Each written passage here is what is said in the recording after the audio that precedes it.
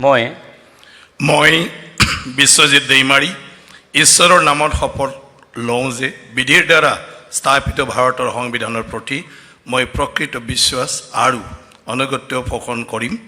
মই ভাৰতৰ সাৰ্বভৌমত্ব আৰু অখণ্ডতা অক্ষুণ্ণ ৰাখিম।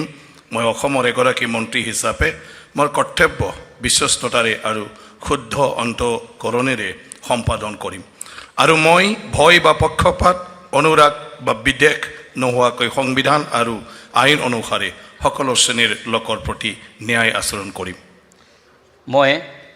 মই বিশ্বজিৎ দৈমাৰী ঈশ্বৰৰ নামত শপত লওঁ যে অসমৰ এগৰাকী মন্ত্ৰী হিচাপে মোৰ কৰ্তব্যৰ যথাযথ সম্পাদনৰ বাবে মন্ত্ৰী হিচাপে মোৰ বিবেচনাৰ বাবে অনা হ'ব বা মোৰ জ্ঞাত হ'ব তেনে বিষয় মই কোনো ব্যক্তি বা ব্যক্তিসমূহৰ ওচৰত প্ৰত্যক্ষ বা পৰোক্ষভাৱে অৱগত বা প্ৰকাশ নকৰিম।